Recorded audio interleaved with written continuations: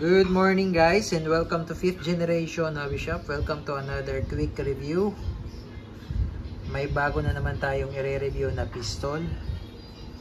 Shoutout nga pala kay Sir Arnold. Okay, so this is the KWC 75 competition model. Airsoft version. CO2 powered gas blowback. CO2 powered blowback pistol. And comes with red dot. Yung nakakabit po na red dot dito is the Tactical Reticle 4 red and green. Yan, with compensator, modular compensator, and then mounting rail for red dot, manual safety, naka-magwell na rin yan, full metal. So meaning to say, yung slide is metal, yung frame is metal, down to the grip, metal yan lahat, pati hammer trigger, metal yan lahat. Ang bigat. Ang bigat oh. Siguro lagpas 1 kilo to, ang bigat. Yan, made in Taiwan, 6mm caliber. So, papakita ko sa inyo mamaya yung pagbaklas ng compensator kasi meron siyang kasamang, eto sir, meron siyang kasamang, tawag niya to, case, hard case. Ayan, this is the hard case. Ganda no? Ganda ng case niya oh. And then meron pa yan lock, may keys yan kasama, may susi. Yan. Ngayon, pag naka-install yung compensator, hindi siya magkakasya. At saka naka-install din yung red dot, so tatanggalin natin yung red dot. So hindi siya magkasya pag naka-install yung compensator. So mamaya aalisin natin. Pakita ko lang sa inyo. Okay, so meron siyang kasamang, of course, the Allen ring, pang-adjust ng mga Allen screws. And ito yung meron siyang susi. Ayan yung susi niya oh. Susi nitong case. Then may extra siyang yung sa magazine, yung cap, and then the Allen, and yung sticker, and of course the owner's manual, KWC. This is the product catalog pala, KWC. And the owner's manual, ayan, Airsoft. So this is Airsoft version 75 competition model. Ayan, plastic BBs, CO2 powered. Meron kasing isang version nito, yung airgun version naman, kaso wala tayong stock. Ayan, so this is the Airsoft version. Ayan. Okay, so dito lang muna yan. So ito yung kanyang CO2 cartridge. Yan, 12G din siya, walang thread. Yan, good for 60 shots more or less. Disposable. Yan. So balik tayo sa pistol.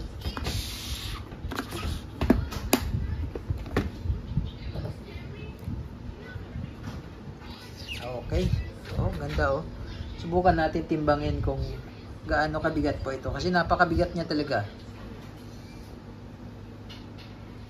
So, ayan. Meron tayong timbangan dito. Tingnan natin kung gaano kabigat.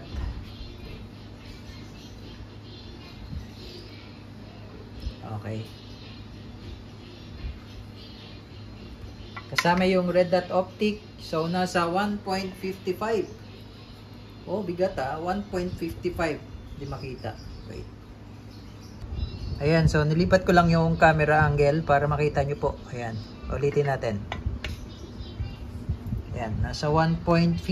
Kanina 1.55. Ulitin natin ha.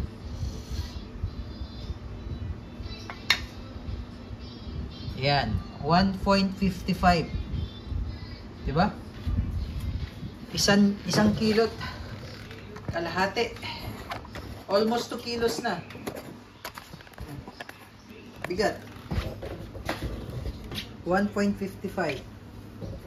Kasama yung red dot.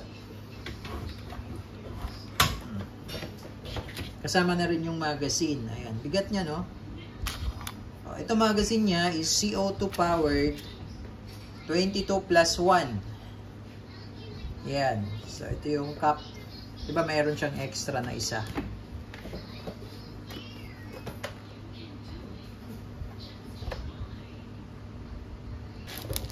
Ito po.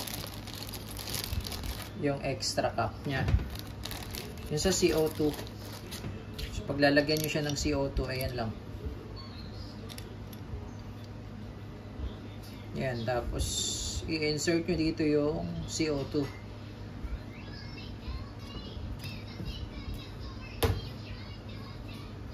So, dito pwede insert yung CO2, ayan.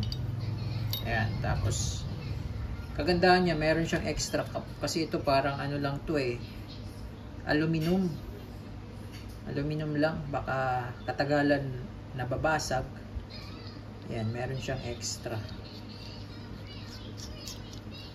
Ayan. So, mamaya na natin yan nipitan. Okay, so balik tayo dito. Ayan, ito yung pinakakasahan niya, oh. Ito. Ayan, oh. Lutong. Ba?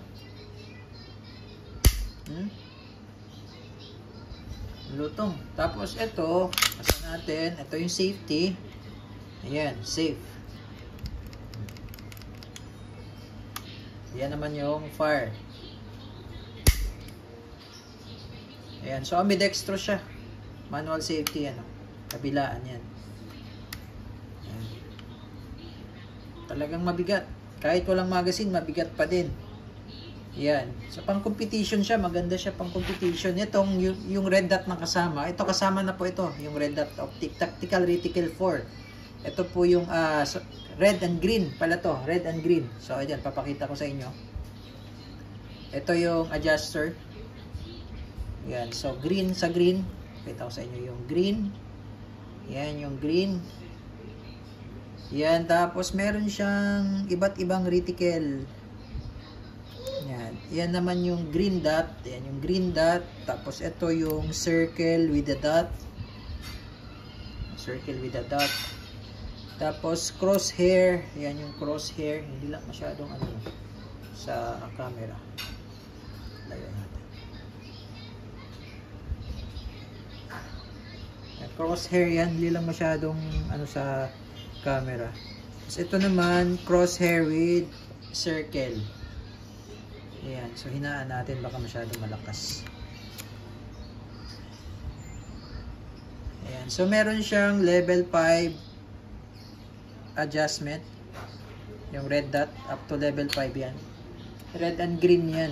So pasok natin sa red naman, level 5. Yan, so meron siyang level 5. Tapos dito yung battery niya, ang battery niya ay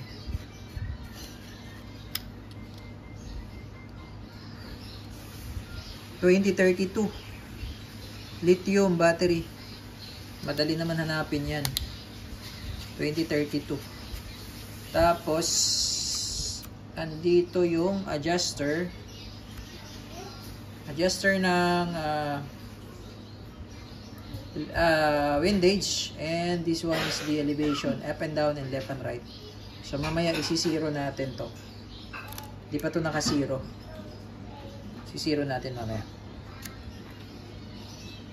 Yan, yung level 1 mahina, no? Level 2, level 3, level 4, level 5. Ganda, oh. So dito, ilalayo natin para kita yung reticle.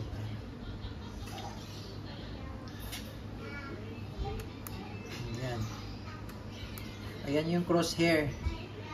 Ayan naman yung crosshair with circle. So iba-iba, 4 na reticle yan. Ayan. Okay. And then, ito po, yung pinaka compensator niya, nare-remove yan. So, meron tayo dito Allen screw. Allen screw tuloy. Allen wrench. Ayan. So, papakita ko lang sa inyo. Yung pinaka-ilalim niya, ito. Yan yung Allen screw. Nare-remove yan. Counterclockwise para paluwag. Ayan o. Ayan. So this time, magkakasya na siya sa case, sa hard case. Kailangan pa rin namin alisin yung red dot para magkasya sa case. Ayan. Pero kasya na yan. Without the red dot, kasya na yan. So, bali ito, hihiwalay namin siya. So, modular yan, yung compensator niya. Sa pagbabalik, pasok mo lang siya, insert lang yan. So, take note kayo dito, sir, kasi ito, sa lakas ng recoil, minsan lumuluwag to. Yung Allen screw. So, check nyo. Pagka umuuga-uga, okay, kulang lang yan sa luwag, sa higpit.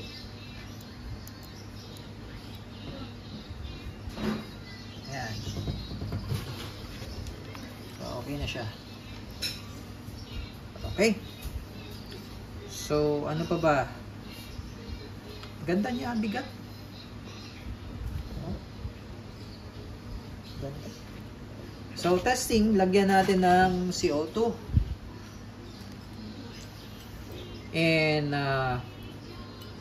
check natin kung ilang EPS.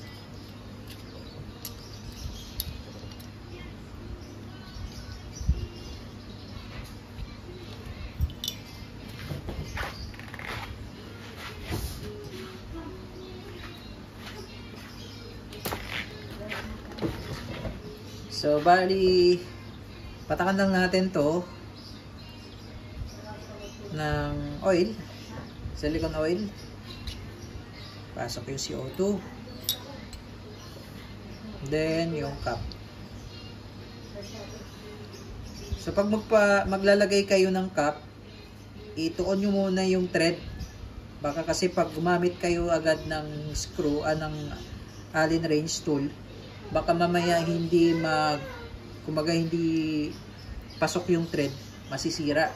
So, kamay lang muna, then pag medyo mahigpit na yan, tsaka kayo gagamit ng Allen. Yan, Allen. So, kailangan lang mabilis ikot, then tamang higpit lang po. Tamang higpit lang talaga siya, alalay lang. Yan. Okay. Tabilang muna natin itong screw, baka mawala. Yan. And then, load tayo ng bala. So, ang gamit natin ay 0.23 grams. So, load lang natin yan. Double stack siya, 22 plus 1.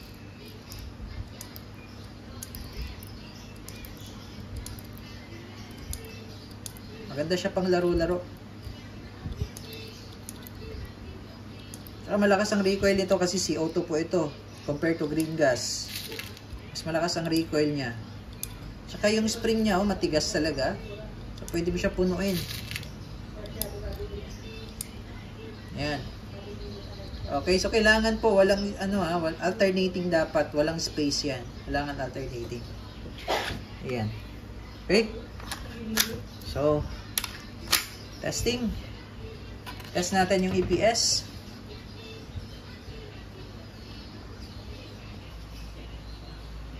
Okay, so check natin yung EPS nitong 75 competition.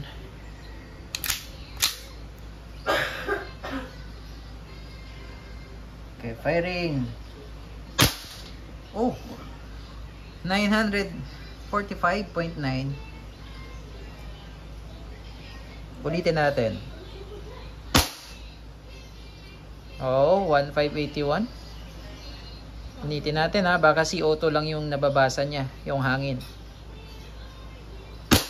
Wala. Yan, 430.0. 430.0. 437.5. 436.8. 506.4. 441.8. Lakas ha. Tsaka malakas yung sipa niya, yung recoil, malakas. So check natin yung zero. Okay, so testing naman natin yung red dot. Ayan yung red dot. Level 5. Yun. Ayun. Okay, so firing. Okay, 0. Ayan yung red dot.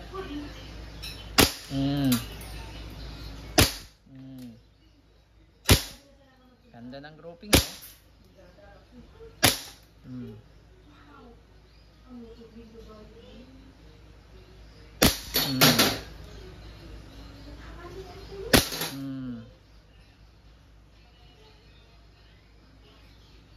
Check natin yung ibang reticle, ha. Ayan. Ganda, oh. Ayan, ibang reticle. Ayan, oh. So, tingnan nyo yung ano nyo, yung groupings. Ganda, oh. Ganda ng groupings nyo, oh. Ha?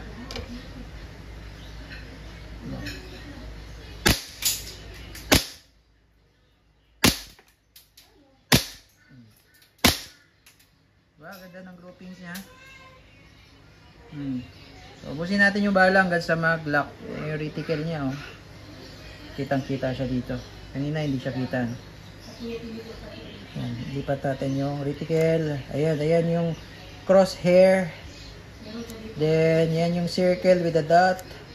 Then, yan yung dot lang. Tapos, check natin yung green. Yan yung green. Oh. Oh, ganda, oh. Okay. So, ubusin natin yung bala hanggang sa mag-open slide. Yan. So, nag-open slide na siya. Yan, open slide. Release na magazine lang. Tapos, eto, push down lang. Ito, yung slide, stop, slide, release, push down. Yan. Hammer down. Ang alay, ang bigat. May laman pa tong CO2. Kapain nyo lang to. Pag matigas, may CO2 pa yan. Ganda. Okay. So again, this is the KWC 75 competition airsoft pistol.